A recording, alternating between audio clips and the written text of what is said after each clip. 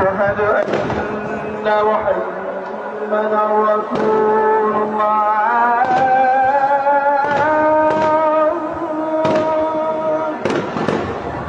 أشهد أن محمدا أشهد أن محمدا رسول الله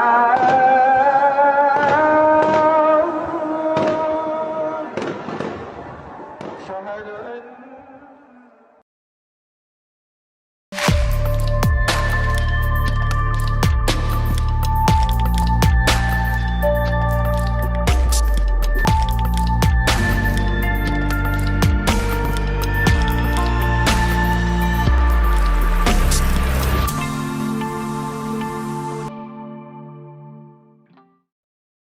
এটা সার্কাস দেখবেন। আঙ্গেরে ক্ষুদ্রকালে একটা বিখ্যাত সার্কাস আছিল, নাম ছিল দ্য রওশন সার্কাস। সার্কাসে তো হাতি ঘোড়া থাকে, ওগুলো তো দেখবার জন্য যাইতামই, কিন্তু এটার সাথে সবচেয়ে ইন্টারেস্টিং ছিল জোকার। জোকার দেখার জন্য আমরা যাইতাম। জোকার আর পারফর্মারের তফাৎ বুঝেন। জোকার কিন্তু সার্কাসের সব ক্যারিকাচার করতে পারে, কিন্তু শেষে যাইয়া এমন একটা ভজঘট বাঁধায় ফেলে যে সেটা হাস্যকর হয়ে যায়। বিএনপি নির্বাচন চায়, সংস্কার তার মতো করে চায়। এটা করতে গিয়ে সে সার্কাসের মতো কাণ্ড করিছে। আমি কইছি না জোকারের মতো আচরণ করিছে, আপনারা বিচার করেন।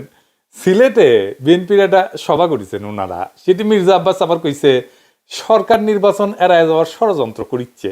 আবার সেই পুরানো কাসন্দি, আবার ঘুরে ফিরে নির্বাচন, ইলেকশন ফেব্রুয়ারিতে হবে, কথাবার্তা তো হয়ে গেছে, 1 মাস হয়েছে। আবার আমাবস্যার পূর্ণিমার বাতের ব্যথা যেভাবে সেগে ওঠে না, উনকে করে উনাদের নির্বাচনের ব্যথা সেগে ওঠে মাঝে মাঝে। ওই একই মিটিং এ মির্জা ফখরুল সাহেব ছিলেন। উনি আবার কইছে নির্বাচিত সরকারের চেয়ে কোনো সরকার শক্তিশালী হইতে পারে না। তো জিয়া রহমানের যে সরকার আছিল, জিয়া রহমান যখন ক্ষমতায় না, ওটা কি নির্বাচিত সরকার ছিল? ওটা শক্তিশালী সরকার ছিল না? কি কয় আর কি না কয় তার কোনো ঠিক ঠিকানা নাই। তা আচ্ছা, যাই হোক, কেমন শক্তিশালী সরকার তৈরি করবে বিএনপি, ওটাই তো ক্ষমতা তাসপি, তাই না? সবাই মনে করিচ্ছে। আমি মনে করি কিনা সেটা বড় কথা না, অনেকেই মনে করে আর কি। তো বিএনপি কেমন শক্তিশালী সরকার তৈরি করবি, এটার একটা স্যাম্পল দেখি। হ্যাঁ, আসেন দেখি বিএনপি কেমন শক্তিশালী দল। আসেন, এডিটর সাহেব এনে দেখান। এই চুপ, একদম চুপ প্লিজ। একটা কথা বলে আমি বের হয়ে যাবো এখান থেকে, প্লিজ প্লিজ। সবাই চুপ করে থাকেন, ধন্যবাদ। চুপ করেন প্লিজ। আপনারা বসেন না ভাই, আপনারা বসেন, এভাবে জোরটা উঠতে পারেন না, আপনারা নিজেরা বসে যান। যে নির্বাচিত সরকারের চাইতে শক্তিশালী কোন সরকার হতে পারে না। বিএনপি মানুষকে যেন মানুষ ভালোবাসে, প্লিজ প্লিজ। বক্তা যদি শ্রোতার সঙ্গে আই কন্ট্যাক্ট করতে না পারে, তার বক্তৃতা হয় না। আমার কথা বুঝাতে পারছি? এখন দয়া করে একটু চুপ করেন। বিসমিল্লাহির রহমানির রহিম। সিলেট আমার পূর্ণভূমি। সিলেট যখনই আমি সুযোগ পাই, এই চুপ, একদম চুপ প্লিজ। দেখেছেন, নিজের মিটিং এর কর্মীরা কথা শুনে না, বক্তৃতাই দিবার পারে না, আর শক্তিশালী সরকার বানাবি। শখ আছে ভালোই, অনেক সময় না কুজা লোকের না শীত হয়ে শখ হয়, বুঝছাও? তো ওনারা শীত হয়ে শুবার পারবে কিনা জানি না, ভবিষ্যৎ কইতে পারবে। যাই হোক, আর একটা ইস্যু নিয়ে কথা বলি, প্রফেসর ইউনূসের সংস্কার কমিশন নিয়ে।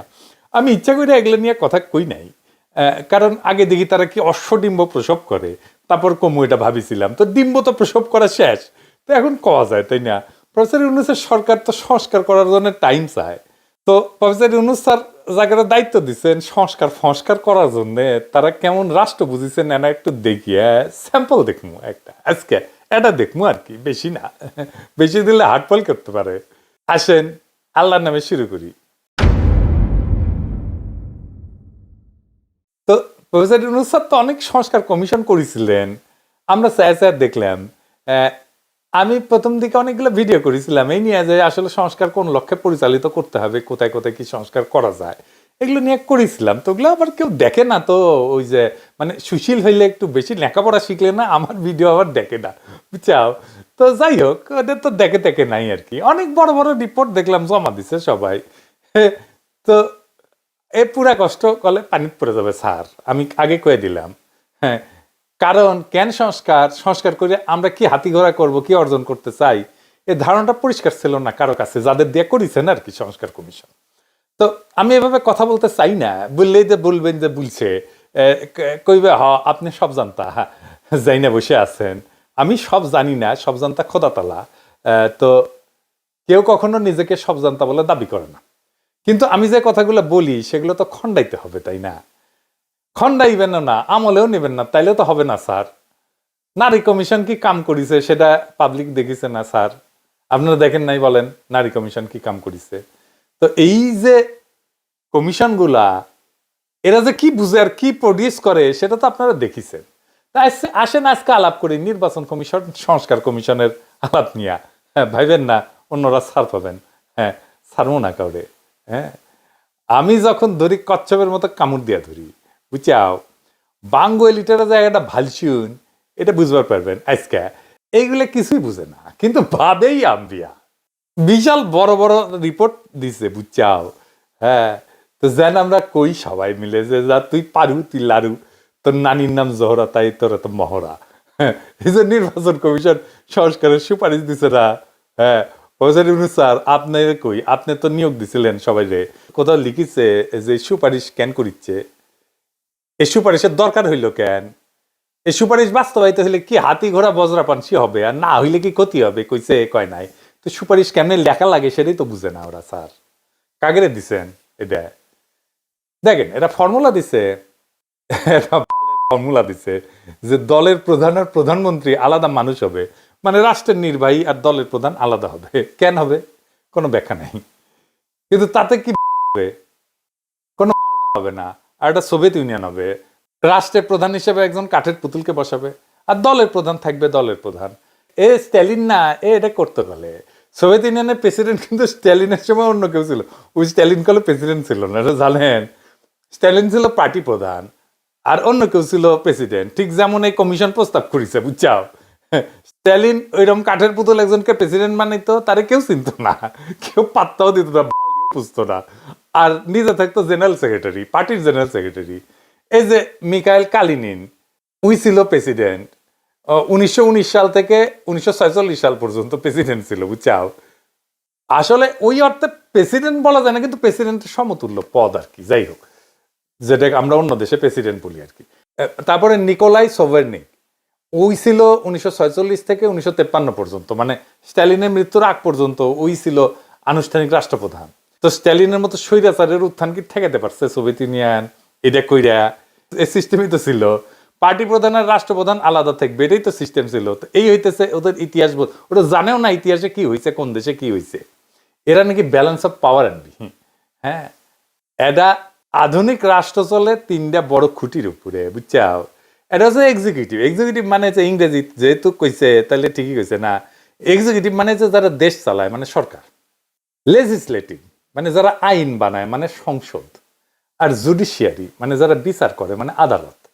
তার মানে সরকার, সংসদ, আদালত, এই তিনটা আলাদা জিনিস। এই তিনজন যদি একে অপরের ভুল ধরতে না পারে, তাহলে তারা চাইলে যা খুশি তাই করতে পারবে। আর এই জন্যই দরকার হয় সেকেন্ড ব্যালেন্স, মানে একে অন্যের উপরে নজরদারি করবে। এটাই হইতেছে সেকেন্ড ব্যালেন্স। তো সমস্যা কোথায়? সমস্যা হচ্ছে বাংলাদেশ সরকার, সংসদ, এই দুইটা একই নির্বাচনে ঠিক হয়ে যায়। হ্যাঁ, বুঝছাও। যে দল নির্বাচনে যেতে সে ধর সরকার চালায়, সংসদেও সে সংখ্যাগরিষ্ঠ হয়। ফলাফল হয় কি? সরকার যা খুশি তাই করতে পারে, যেমন বাজেট পাস, ট্যাক্স বসানো, আইন বানানো, কোনো বাধাই নেই কেন। কারণ সংসদও তো তাদের নিজেদের লোক দিয়ে ভর্তি। তো তাইলে এটা কিসের সেকেন্ড ব্যালেন্স হইল? এটা তো হইলো আপনি নিজে বিচারক, নিজে অভিযুক্ত, নিজেই মুক্ত। আসেন এটা দেখি অন্যরা এটা কেমনে করে।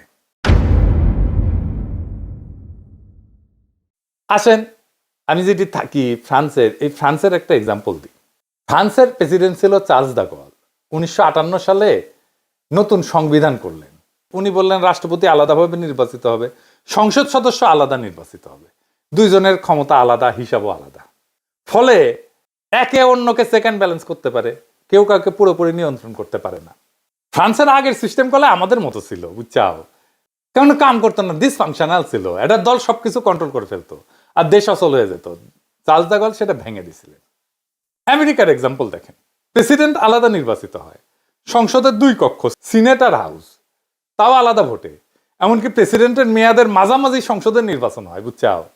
মানে প্রেসিডেন্ট আর সংসদ কেউ কারো চাকর না, একজন আর একজনকে নিয়ন্ত্রণ করে। আর বাংলাদেশের এক্সাম্পল দেখেন, একবার ভোট হইলে সংসদও হয়, সরকারও হয়, সরকারের ইচ্ছাতে সংসদ চলে। তাহলে সংসদ আর আলাদা কি? এটা তো তাহলে সরকার একটা জি হুজুর অফিস, তাই হয়েছে। তাই বাংলাদেশের সরকার যা চায় তাই হয়। যেই দেশে একটা ভোটে সরকার ঠিক হয়ে যায়, একটা ভোটে সব ঠিক হয়ে যায়, সেখানে কোনো বালসালের সেকেন্ড ব্যালেন্স হবে না।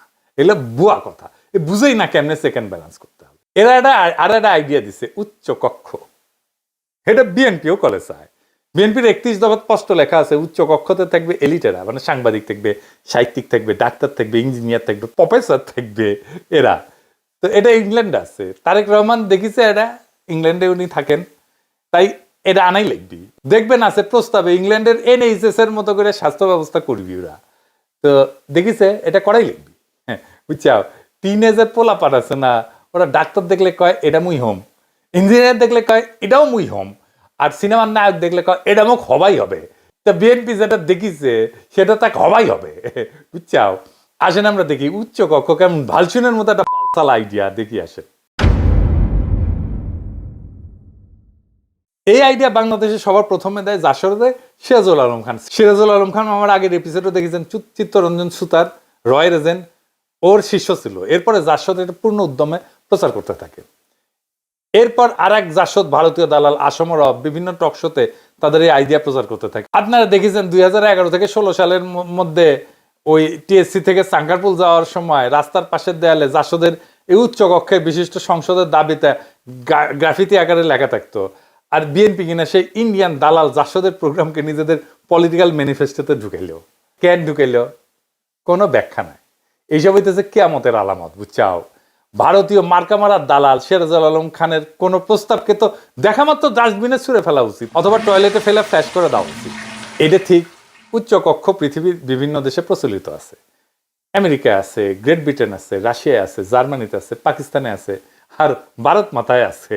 তো উচ্চ কক্ষ কেন প্রয়োজন এটা একটু বুঝে দেখি। আমার আগের এপিসোডে কলে আমি এটা ব্যাখ্যা করেছিলাম, তারপরে আরেকবার একটু বুঝে দেখি। এটা তখনই প্রয়োজন যখন রাষ্ট্রের আইনসভায় সরাসরি জনগণের ভোটে নির্বাচিত সদস্য ছাড়াও অন্য সদস্যদের প্রয়োজন হয়। কারা সেই অন্য সদস্য? America, Russia, Pakistan, Germany, Bharat মাতা সব দেশে হচ্ছে ফেডারেল সরকার ব্যবস্থা। অর্থাৎ দেশগুলা অনেকগুলো স্টেট, প্রভিন্স বা প্রদেশের সমষ্টি। ফেডারেল সরকার খালি যেসব পাওয়ার তাদেরকে দেওয়া আছে সেসব নিয়ে ডিল করে, যেমন প্রতিরক্ষা, পররাষ্ট্রনীতি ইত্যাদি। সেই সব দেশে সরাসরি জনগণের ভোটে নির্বাচিত সদস্য ছাড়াও রাষ্ট্রের স্টেক হোল্ডার হিসেবে প্রদেশগুলোকে ধরার কারণে স্টেটগুলাও তাদের প্রতিনিধি পাঠায় আইনসভায়। স্টেটস অথবা ফেডারেশনের সদস্যদের পাঠানো সদস্য দিয়ে গঠিত হয় আইনসভার উচ্চকক্ষ। আর গ্রেট ব্রিটেনে অ্যারিস্টোক্র্যাট আর চার্চ অফ ইংল্যান্ডের বিশপরা উচ্চকক্ষের সদস্য, কারণ তারা ঐতিহাসিকভাবে গ্রেট ব্রিটেনের রাষ্ট্র কাঠামোর গুরুত্বপূর্ণ স্টেক হোল্ডার। একটা সিরিয়াল আছে ডাউনটাউন এবে, যে কোনো বিল উভয় কক্ষে পাশ করা লাগে আইন হতে হইলে। অর্থাৎ উচ্চ কক্ষ নিম্ন কক্ষের পাঠানো বিল ওভাররুল করে দিতে পারে অথবা পাল্টাই দিতে পারে। এন্ড বাংলাদেশ কি ফেডারেল রাষ্ট্র বলেন তো? এটা একটা ইউনিটারি রাষ্ট্র। এখানে ওই যেগুলো রাষ্ট্রের কথা বললাম ওই রাষ্ট্রগুলোর মতো বড় ডাইভার্স প্রদেশ বা স্টেট নাই, যাদের নিজস্ব আলাদা আলাদা এক্সিকিউটিভ আছে, আইনসভা আছে, জুডিশিয়ারি আছে, তা তো না। তাহলে বাংলাদেশের উচ্চ কক্ষের কি প্রয়োজন বলেন তো? কোনো প্রয়োজন নাই। ক্ষুদাই খালি খালি জনগণের টাকা এদের পাল্টে এদের খরচা করতে হবে, এদের বেতন দিয়ে পাল্টে হবে না। যেসব দেশ ইউনিটারি রাষ্ট্র ব্যবস্থা, যেমন Sweden, Norway, Denmark, Finland, Israel, তুরস্ক, গ্রিস, শ্রীলঙ্কা, প্রত্যেকটা এক কক্ষ বিশিষ্ট আইনসভা। বাঙ্গুল্যান্ড বিশ্বে ইউনিক হবে যদি আইনসভায় উচ্চকক্ষ বানায় এই ইউনিটারি রাষ্ট্র নিয়ে।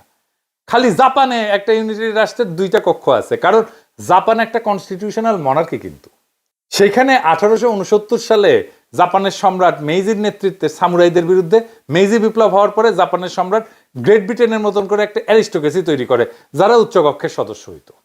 এটা তাদের ইতিহাসের সাথে যুক্ত। এই ধারা চলে এসে আজকে জাপানের গ্রেট ব্রিটেনের মতো দুইটা কক্ষ। বাঙ্গুল্যান্ডের তো কনস্টিটিউশনাল মনার্কি না, অ্যারিস্টোক্রেসিও না, তো তাইলে কেন উচ্চকক্ষ? এটার তো ব্যাখ্যা নাই কোনো এদের কাছে।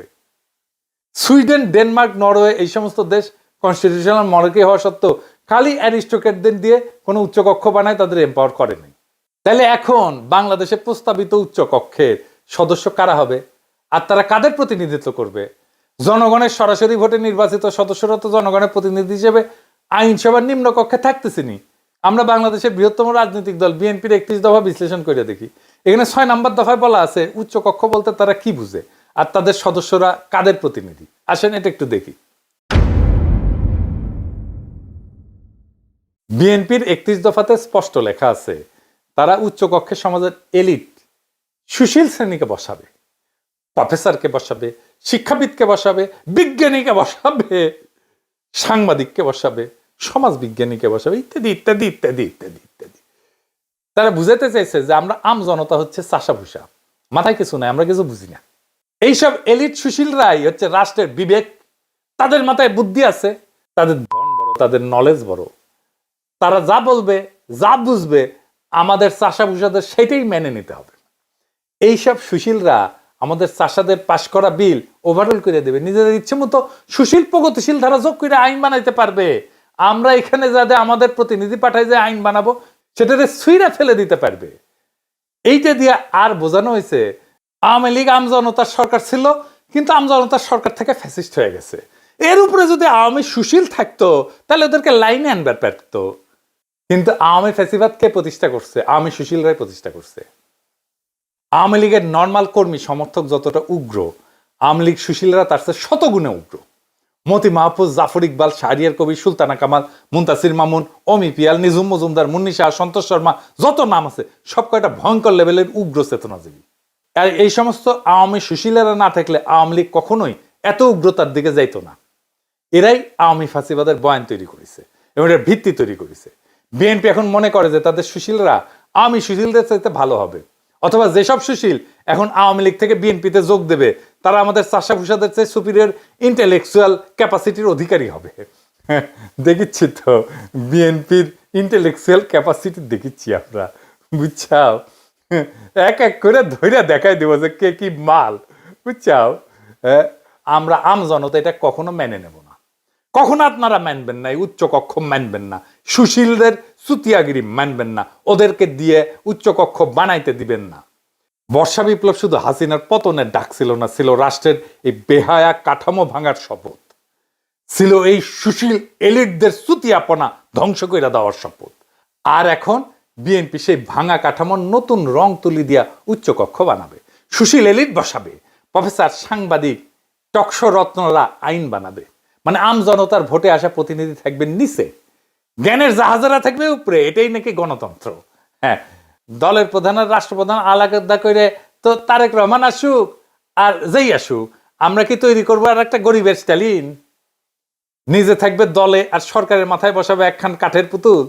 ইতিহাসটা এই সার্কাস আগেই দেখিছে, আরেকবার দেখবে, আরেকবার আমরা এটা দেখবো না। আমরা সুশীলের রাজত্ব চাই না, আমরা এলিটদের রাজত্ব চাই না, আমরা চিনি এদের মুখ, এদের মিথ্যা। আমরা চাই জনগণের শাসন, উচ্চ কক্ষ না, উচ্চ জবাবদিহিতা চাই আমরা সরকারের কাছে। গণতন্ত্রের সার্কাস চলে না, এবার কেউ ছাড় পাবে না।